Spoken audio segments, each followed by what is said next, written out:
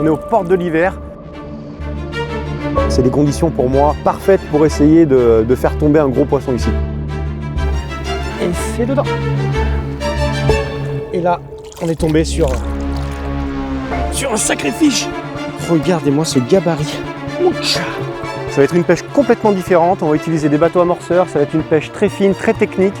Il va falloir pêcher sur des spots très précis. Ce qui est important ici, c'est de poser sur des zones vraiment au centimètre près, de pouvoir remettre les cannes au même endroit. Parce que je pense que les poissons ont des passages et ne s'alimentent pas n'importe où. C'est pour moi la clé ici d'avoir des petites quantités d'amorçage sur des endroits vraiment au centimètre carré pour espérer faire des cartes. Voilà, c'est complètement fou. Voilà pourquoi on vient ici. Linéaire, exceptionnel. Là les gars, je peux vous dire qu'il y a un sacré poisson. Regardez-moi ce mammouth.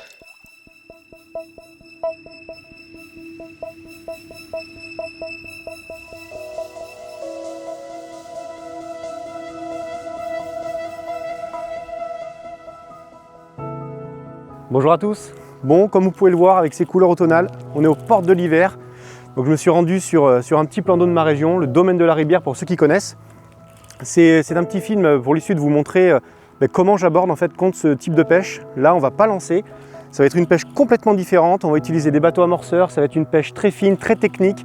Il va falloir pêcher sur des spots très précis. Et je vais vous expliquer tout ça. En tous les cas, je vais m'appliquer à ramener ce poisson. Ça n'a pas l'air très gros, mais bon, c'est de bon augure pour la suite. C'est dedans. Premier poisson. Donc c'est pas un gros calibre du domaine de la Ribière, mais en tous les cas, premier spot de validé. On va vite s'empresser de décrocher ce poisson, vous la présenter et remettre la canne au plus vite avant la nuit.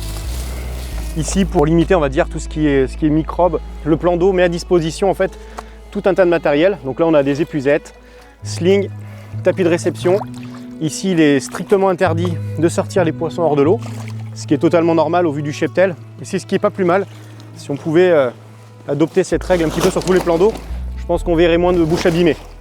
En tous les cas, c'est une jolie commune, je pense dans les 13-15 kg. On va la peser pour s'en rendre compte. En tous les cas, c'est un joli poisson et ça fait plaisir. Plutôt pas mal pour un début. Donc cette canne est validée, ça m'est déjà rapporté des poissons à l'époque. Je vois que le spot est encore bon. J'espère que c'est que le début. C'est parti pour la prochaine. Et pour ça, il faut que les cannes soient à l'eau. Parfait ça.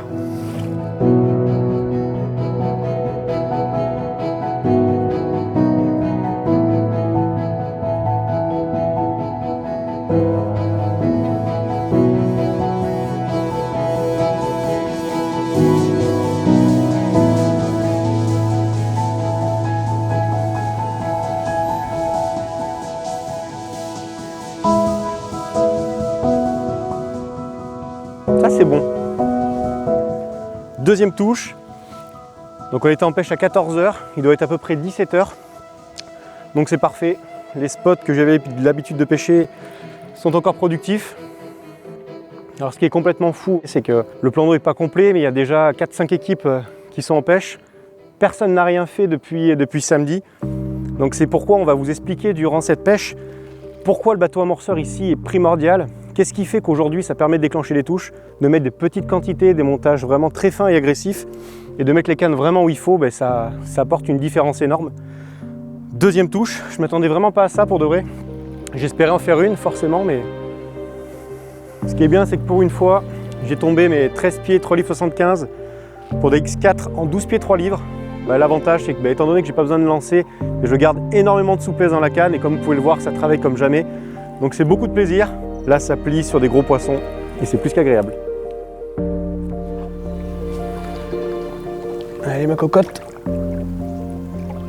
Et c'est dedans. Deuxième spot validé. Je pouvais pas mieux commencer.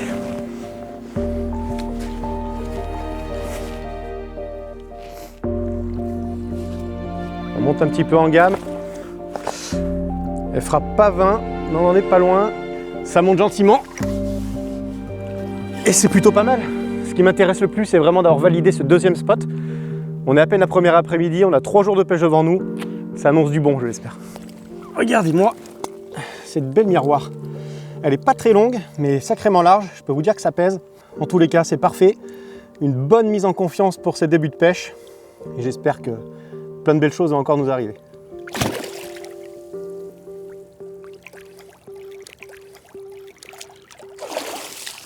Quelle largeur!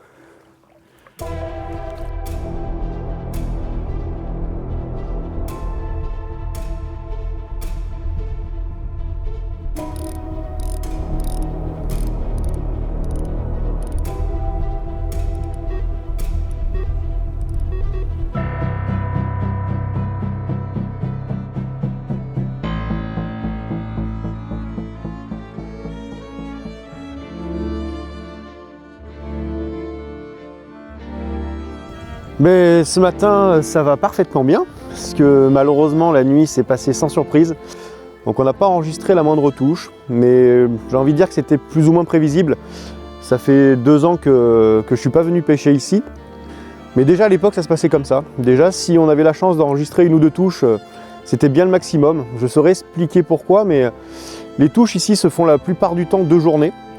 Donc vous l'avez vu hier, hein, on est arrivé en fin de matinée. J'avais la possibilité de pêcher ce poste-ci ou alors un poste en pléno. Donc ce que l'on a fait déjà pour commencer, on a pris le temps d'aller faire le tour du plan d'eau parce que mine de rien en 2 ans la végétation a vachement poussé. Les spots ont très légèrement changé, je dirais même qu'il est meilleur puisque étant donné que le buisson s'est un petit peu agrandi, il y a des arbres qui sont passés un petit peu par-dessus.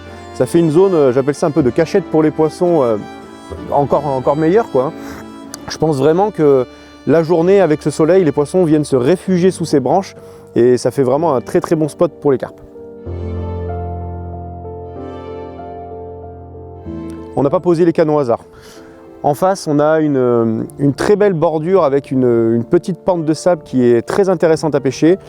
Je connais les spots parce qu'on a eu la bonne idée à l'époque, lors de la vidange, de venir repérer l'intégralité du plan d'eau. Et on a repéré voilà, dans les coins certaines zones de gruinage et certains spots vraiment très intéressants qui nous ont permis par la suite d'enregistrer pas mal de touches. Donc là j'étais assez excité de voir si en 2 ans les choses avaient changé.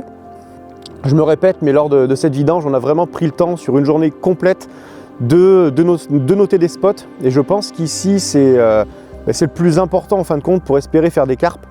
On le voit aujourd'hui, il y a de très bons pêcheurs de la terre entière, j'ai envie de dire, qui viennent pêcher sur le domaine de la ribière avec des technologies de pointe. Les mecs ont des bateaux amorceurs avec des échosondeurs de dingue.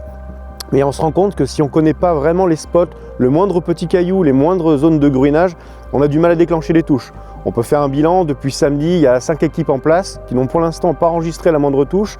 Nous on est arrivé hier, on a réussi à déclencher 2 touches entre 14 h et 17 h. On a beau pêcher dans un gros centre de pêche comme ici avec de nombreux et gros poissons, la pêche n'est pas forcément évidente, il ne faut pas faire n'importe quoi. Alors déjà en termes de placement de ligne, mais également en termes de montage, utiliser des montages agressifs, utiliser pour moi aussi de petites quantités, comme là vous le voyez, on met 2 grains de maïs doux avec une toute petite poignée, ça permet de pêcher poisson par poisson. Et je pense que dans des endroits comme ça où elles envoient de toutes les couleurs, de pêcher des fois plus précis avec des plus petites quantités, ça permet de leurrer des poissons. On le voit, notamment notre voisin de gauche qui, lorsqu'on est arrivé, a mis de grosses quantités sur la berge en face, il a mis son bateau, il a essayé d'amorcer dessus. Et voilà, de par notre expérience, on a déjà vu à l'époque que ce genre d'approche ne fonctionnait pas. Prouver encore une fois, voilà, au bout de 24 heures que la pêche au spot fonctionne. J'espère que durant ces 2 jours de pêche qui suivent, ça me confirmera que c'est l'approche à aborder. En tous les cas, comme je vous dis, cette nuit il ne s'est rien passé. Là il est 9 h. En général, le créneau est pas mauvais. Je vais attendre encore une petite heure pour recaler mes cannes. Je pense que plus le soleil va monter dans la journée et meilleure la pêche sera. Alors pourquoi encore une fois, je ne saurais pas l'expliquer parce qu'on a toujours tendance à dire que les gros poissons se méfient de tout ce qui est taches de couleur, quelque chose de visuel. Ici, j'ai vraiment l'impression que voilà, se nourrissent sur des petites taches bien visibles. Je vais recaler ça à 10 h proprement. Donc l'avantage en plus de ça, c'est que j'ai 2 spots qui ont déroulé. Le spot sous les branches et le spot de droite où j'avais repéré un gruinage. Donc c'est 2 spots pour l'instant qui me conviennent. On va essayer de trouver peut-être un nouveau spot pour la canne de gauche. Cette nuit, j'ai rien touché. J'ai pas voulu relancer de canne pour pas forcément faire de bruit. Et du coup, là, j'ai hâte de vérifier si j'ai toujours mes 2 petits grains de maïs doux accrochés à mes hameçons. Bon allez, il est 9 h 30. La tentation était trop forte, j'ai pas eu la patience d'attendre jusqu'à 10 h. J'ai vu un poisson monter pas très loin de mon cou, donc je pense qu'il y a peut-être déjà quelques poissons installés sous l'arbre, ou du moins pas très loin. Donc je vais vite m'empresser de recaler cette petite canne sous ses branches et en espérant que ça déclenche une touche assez rapidement.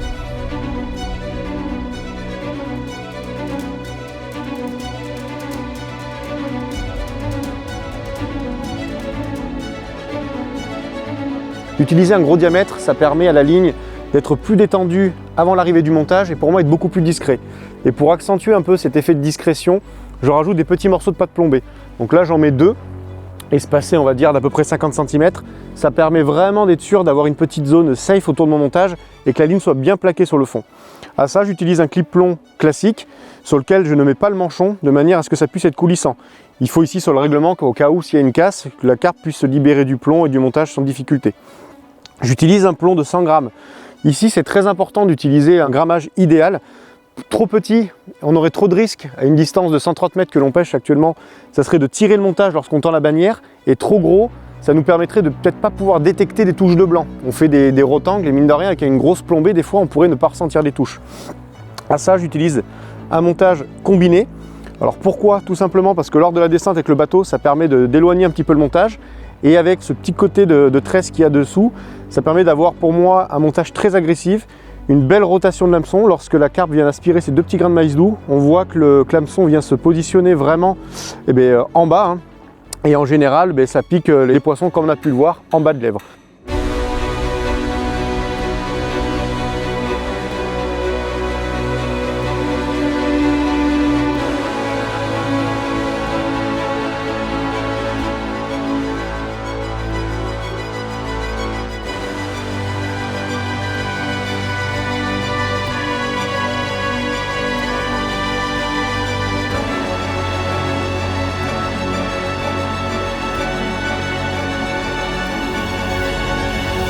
Vous avez pu le voir ici, je suis pourtant un habitué des pêches du bord, mais le domaine de la Ribière est un plan d'eau très particulier et je pense que de par son cheptel de gros poissons, les poissons se méfient, je pense, de la tombée d'un plomb. On a essayé de nombreuses fois de pêcher du bord et ce bruit sourd, même d'une canne clippée, je pense, effraie les poissons. Le bateau, même si on peut estimer ça de bruyant, c'est quand même beaucoup plus discret, ça permet de pouvoir poser avec grande précision. Et malheureusement, je dirais ici, c'est vraiment la clé pour faire des carpes, quoi. On s'est bien rendu compte qu'à chaque fois où on est venu en pêche du bord, on n'a jamais réussi, ou alors faire une touche, alors qu'au bateau amorceur, on en faisait 5-6. C'est vraiment indispensable d'utiliser des outils comme ça de pointe pour poser avec précision. Comme je vous dis, les poissons ici s'alimentent sur des petites zones, vraiment, c'est microscopique. Ce qui est important ici, c'est de poser sur des zones vraiment au centimètre près, de pouvoir remettre les cannes au même endroit. Parce que je pense que les poissons ont des passages et ne s'alimentent pas n'importe où. C'est pour moi la clé ici d'avoir des petites quantités d'amorçage sur des endroits vraiment au centimètre carré pour espérer faire des carpes.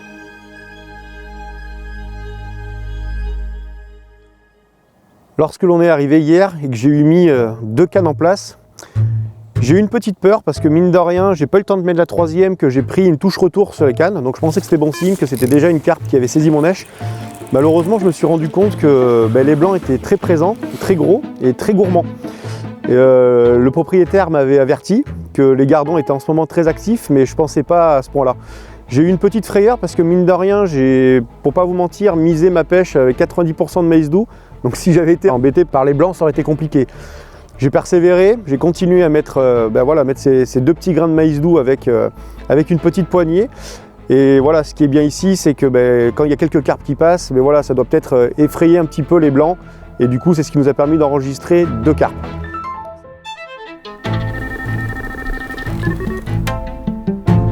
Voilà, c'est complètement fou. Vous avez vu, durant l'après-midi, j'ai essayé de recaler 2 fois mes cannes sans que ça fonctionne. Puis là, je me suis vraiment appliqué à les recaler pour la nuit. Donc cette canne, je l'avais mis dans 1 mètre d'eau, vraiment sous les branches là-bas, vraiment à ras les obstacles. Et ça fait même pas 20 minutes que j'ai posé la canne et qu'elle me déroule quasiment dans les mains. Je vais mettre le hanger. Donc c'est assez perturbant parce que je me suis vraiment appliqué toute l'après-midi à essayer de positionner les cannes correctement, ça n'a pas payé. Et puis là, soudainement, une touche. Alors est-ce que c'est le fait que La nuit commence à tomber et du coup les poissons commencent à s'alimenter. Bon, en tous les cas, qu'importe. L'essentiel c'est de ramener ce poisson. De ce qu'on a eu comme info pour l'instant, il s'est toujours rien fait sur l'ensemble du plan d'eau, donc même si on n'a qu'un poisson aujourd'hui, on va pas se plaindre. Et c'est dans la musette. Donc ça fait plaisir, parce que mine de rien, on aura gratté toute la journée pour essayer de déclencher une touche. Et là, en cette tombée de nuit, visiblement les poissons rentrent peut-être en activité, et ça m'a permis d'enregistrer cette jolie touche. Donc pas un très gros poisson, mais bon, ce qui est bien, c'est que ça valide encore une fois le spot, et je pense que c'est bien le plus important. Donc je vais vite la remettre à l'eau. Et je vais relancer ma canne, mais vraiment au même endroit.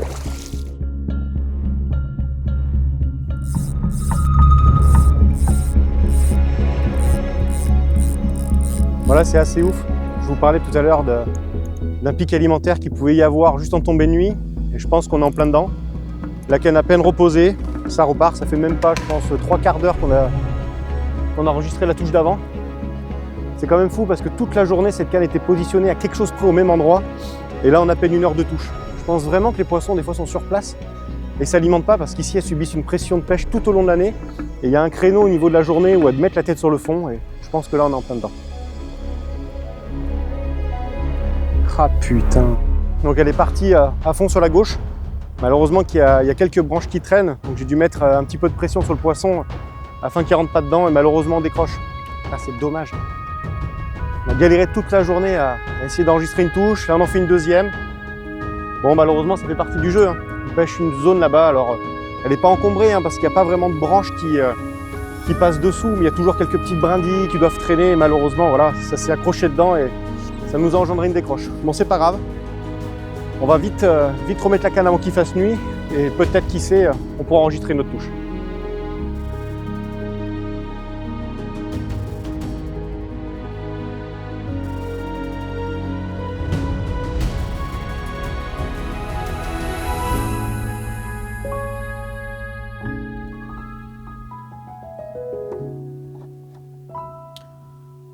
Bon, mais comme vous pouvez voir, il est 18 h, il fait déjà bien nuit, donc j'en profite justement pour préparer quelques montages.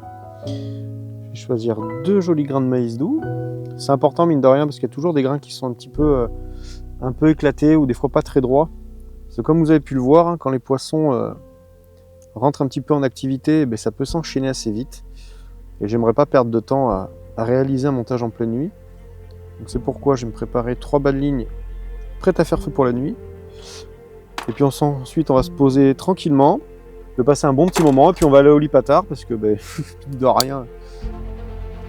On va attendre les prochaines touches en espérant qu'il y en ait cette nuit. J'ai bon espoir puisque cette nuit va faire un petit peu plus doux. Je pense vraiment que ça peut aider sur l'activité des poissons. On croise les doigts et on espère vous montrer un poisson durant cette nuit.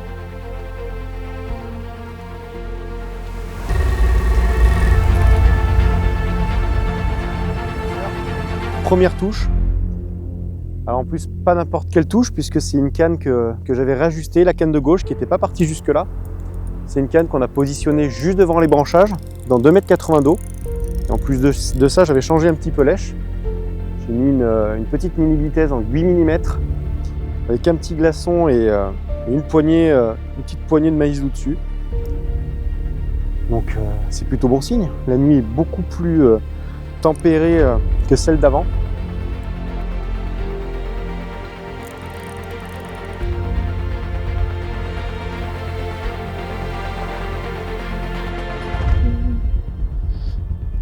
Je crois que l'on tient notre première vient plus de la session.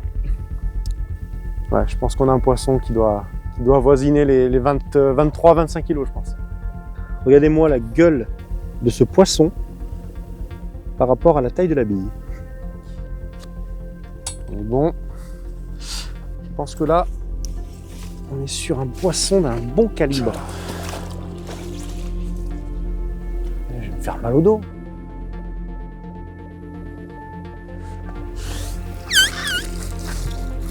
Ah mais je peux pas. T'es malade. Il va falloir que tu m'aides. Non mais je peux pas. On espérait faire un gros poisson forcément en venant ici. Poisson de 29 350. Bref, 29,3. Exceptionnel. Un début de nuit complètement fou. Ouais, c'est fou. 29,3. On était venu là pour ça. On le sait, ici, sur le domaine de la rivière, il y a un cheptel qui est complètement monstrueux. Et comme je vous le dis depuis le début, en essayant de s'appliquer, là, on a modifié une canne cette nuit pour voilà, venir un petit peu plus sur la pléno, étant donné qu'on a entendu pas mal d'activités la première nuit. Première touche de la pléno, 29+. Et mine de rien, on n'est qu'en début de nuit, donc j'espère qu'il va nous arriver encore de belles choses.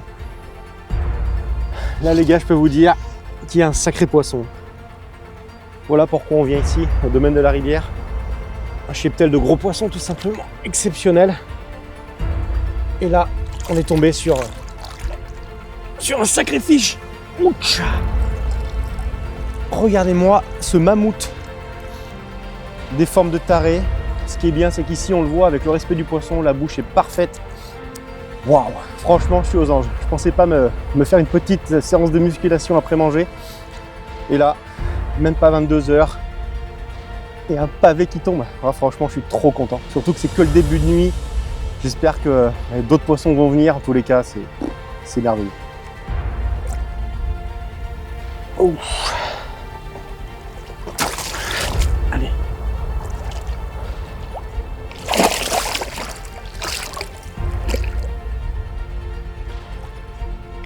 Merci ma belle.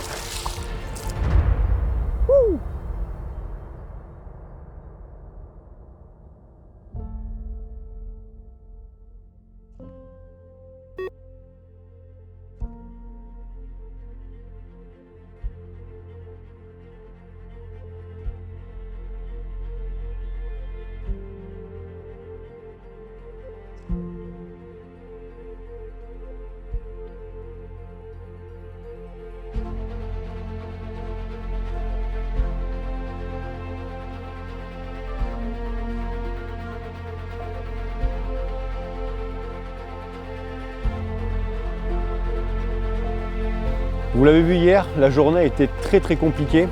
On a essayé de relancer les cannes assez régulièrement. Relancer, vous m'aurez compris, hein, à l'aide du bateau amorceur. Le but étant de repositionner toujours les lignes de manière à poser sur des distances un petit peu différentes ou pour remettre un petit peu d'amorce. Vous l'avez vu en début de partie de pêche, on a fait 2 touches de blanc. Il y a quand même ici beaucoup de gardons et à chaque fois j'ai peur que, au vu de la faible quantité de maïs que l'on peut mettre dans le bateau, que ce soit toujours dévoré par les gardons sans qu'on s'en aperçoive. On l'a d'ailleurs, je pense, démontré hier soir. À 16h30, je crois, quand j'ai repositionné mes lignes, on a réussi à faire une touche tout de suite après avoir posé. Alors ce qui est curieux, c'est que c'est comme la veille. Au même tranche horaire, on a réussi à faire 2 touches en l'espace de même pas 1 heure. Je pense que c'est principalement lié au fait de la luminosité qui commence à baisser. Il doit y avoir, je pense, un pic alimentaire à ce moment-là. Et c'est là où on a réussi du coup, à faire 2 touches pour malheureusement qu'un seul poisson. Vous l'avez vu cette nuit, on a eu la chance de faire 2 poissons, 2 gros poissons dans 2 catégories différentes. On a la grosse miroir bien ventrue de presque 30 kg et cette magnifique linéaire qui est venue nous réveiller à 3 h du matin. Donc ces 2 poissons ont été capturés sur 2 montages légèrement différents. Au vu de l'activité des blancs, j'ai décidé de mettre des petites pop-up, des millibitèses en 8 mm. Je voulais rester en relation avec des petites zèches. Donc je pense aujourd'hui repositionner mes lignes peut-être un petit peu plus souvent, de manière à avoir toujours un petit tas d'amorce, parce que j'ai toujours peur, comme je vous expliquais, que les gardons viennent s'emparer de tous ces petits morceaux de maïs et qu'en fin de compte, il n'y ait plus suffisamment d'appât pour attirer les carpes. Donc on va s'y reprendre. Là, il est 8h30. Je vais recaler les cannes, je pense, toutes les 1h30, du moins une canne, celle qui nous a produit le plus de touches jusque-là. Et j'espère que ça trouvera preneur avant l'heure fatidique.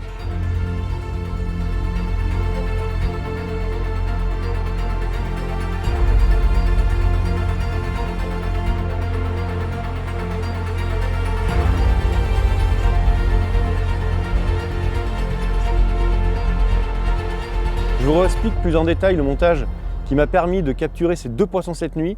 Donc c'est un morceau de fluorocarbone en 60 centièmes Link couplé à une petite tresse avec un aligneur qui me permet en fin de compte d'avoir un montage très agressif. On le voit, le montage est positionné comme ça au fond de l'eau et à la moindre aspiration en fait, l'hameçon vient se positionner vers le bas et sur un coup de tête d'une carpe, comme on a pu le voir sur toutes nos captures, les poissons se piquent vraiment sur la lèvre inférieure, sur leur lèvre inférieure. Ça permet de générer de belles piqûres.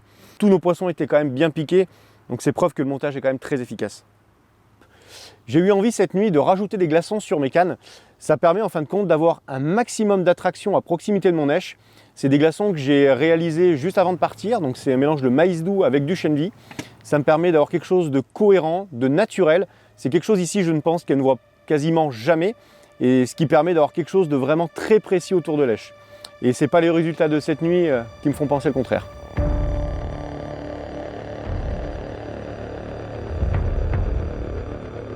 Bon et ben voilà, malheureusement il ne s'est rien passé de la journée, donc comme les 2 journées précédentes. En revanche, j'ai soigneusement pris le temps de replacer toutes mes lignes correctement avant l'heure fatidique. On l'a vu les jours précédents, à 17 h, c'est là où on a enregistré presque le plus de touches. Donc là les lignes sont replacées aux petits oignons, j'ai replacé les lignes exactement là où on avait fait les touches. J'ai la chance d'avoir pu faire dérouler mes 3 cannes, donc sur 3 spots complètement différents. Donc j'espère que ça va payer durant cette dernière nuit. Les conditions météo vont être un petit peu différentes. Le vent devrait se calmer, la pluie devrait se mêler à la fête. Et j'espère que du coup, ça permettra de déclencher un petit peu l'activité des poissons, parce que là, il faut savoir qu'on est mercredi et il n'y a qu'un seul poisson qui s'est fait sur l'autre partie du plan d'eau, on va dire. Donc les poissons sont vraiment peu enclins à se nourrir. Et j'espère que cette nuit nous apportera notre lot de poissons, ou pourquoi pas un gros poisson bonus pour clôturer cette vidéo.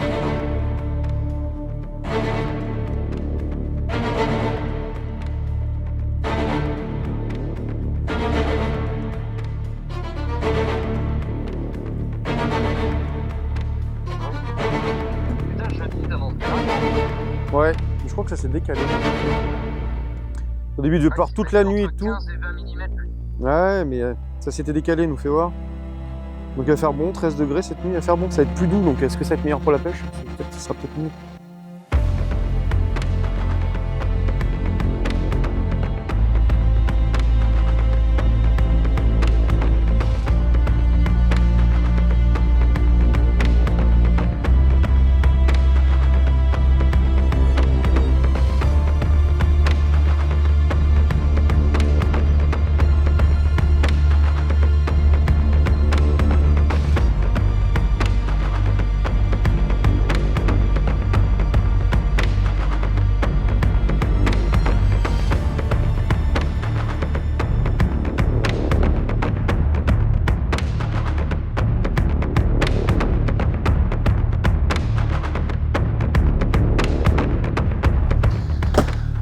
Malheureusement, il est temps pour nous de plier. Vous l'aurez compris, cette nuit n'aura pas été folle. On a réussi à faire un seul poisson, un poisson calibré dans les 10-12 kg. Donc une partie de pêche assez mitigée. Pour recontextualiser un petit peu la pêche, on se rend compte que les autres pêcheurs n'ont pas fait grand chose. Il y a David, le propriétaire, qui est venu du coup nous annoncer que depuis samedi, c'était seulement fait 2 poissons sur l'ensemble du plan d'eau. Donc c'est une info qui ne me sert pas en fin de compte à me mettre en avant ni quoi que ce soit, mais juste à faire comprendre que la pêche ici n'est pas toujours simple. Malgré qu'on ait eu des conditions météo quasi parfaites à mon sens, les poissons n'étaient vraiment pas actifs. Donc c'est pour ça que je suis assez content d'avoir mis cette approche en place. On se rend compte qu'en mettant des petites quantités, avec des èches très légères, en mettant des petits bas de ligne avec des èches en adéquation avec ce que l'on met dans l'amorçage, ça a permis de déclencher un petit peu plus de touches que ce qui s'est fait autour du plan d'eau. Donc j'espère que cette vidéo et ces petites astuces vous auront plu, et j'espère vous retrouver très prochainement dans une nouvelle vidéo.